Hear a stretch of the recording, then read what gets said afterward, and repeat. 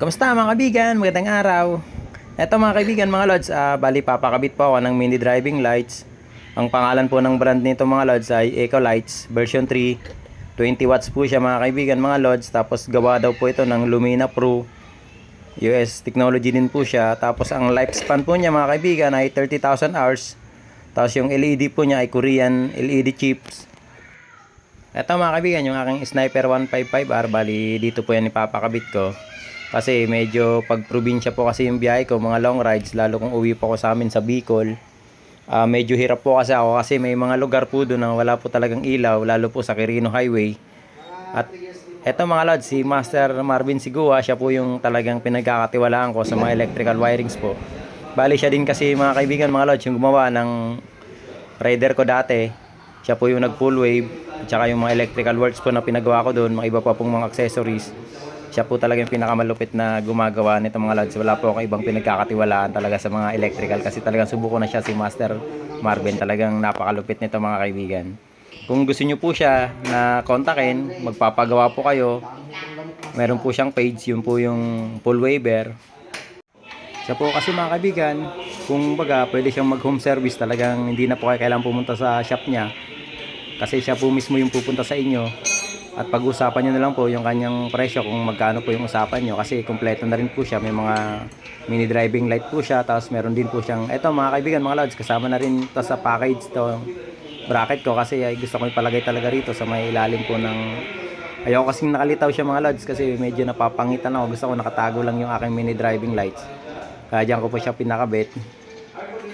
Dati kasi mga kaibigan, sa ibang shop ako nagpapagawa. Tapos hindi maganda yung pakakagawa. Talagang muntik na masunog yung motor ko, yung rider ko, kasi doon din ako nagpa full wave. Mabuti na lang nakita ko yung page ni Master Marvin, kaya talaga nag-comment ako doon at nag-reply naman siya sa akin sa private message. Kaya nag-umpisa nun siya na talagang gumagawa. Talagang napakalupit, ibang klase talaga gumawa ito mga kaibigan. Talagang napakapulido.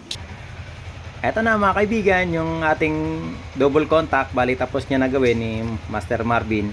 Ayan din po yung mini driving light na nakalagay sa ilalim, kasi talagang gusto ko dyan.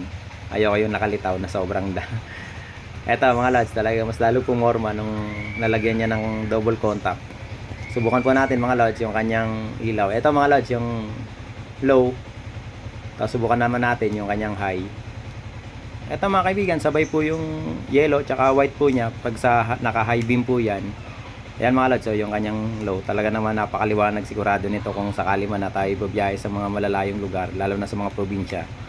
Pero syempre mga kaibigan, gagamitin lang natin to sa mga probinsya talaga. Pero dito sa city driving, wag naman, kasi talaga nakakasilaw yan. Napakalaking bagay mga kaibigan, mga lods, na meron tayong mini driving light. Kasi may mga lugar na medyo foggy sa mga probinsya, tapos napakadilim, kaya kailangan po natin talaga yan.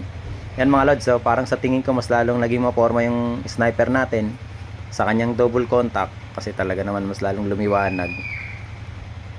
Ayan mga kaibigan, yung ating Sniper 155R na talaga naman napakaliwanag na. Dati yung mga lods, yan lang talaga yung aking ilaw, yung headlight. Tapos eto mga kaibigan, hindi na ako masyadong mag-aalala kung sakali man nababiyaya ako sa medyo madilim na lugar, kasi nga po meron na tayong ekstrang ilaw. Ayan mga lods, sinubukan ko din po yung kanyang hazard, gumagana naman. Tapos kung sakali man po na mag signal light ako, talagang gumagana rin po siya, namamatay po siya. Tapos pag nawala na yung signal light, babalik na siya sa kanyang ilaw, na talaga naman yun ang gusto ko. Na napakaganda talaga lalo mga lods. Mas lalong lumiwanag po yung ating Sniper 155R.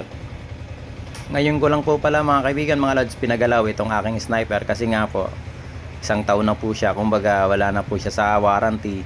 Kaya ngayon ko lang po siya pinagalaw, ngayon ko lang po pinalagyan ng mini driving light. Kasi pag wala pa pong isang taon, nasa warranty pa po yung motor natin sa dealer na kinuhanan po natin.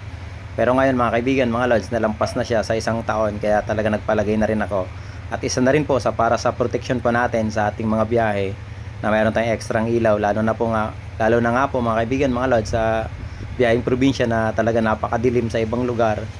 Ayan mga lods, yung aking bagong kabit na mini driving light, na ang brand po niya ay Eco Lights version 3 mga lods, 20 watts po yan. Yun lang po mga kaibigan, maraming salamat po sa panonood. God bless po, ingat po tayo palagi.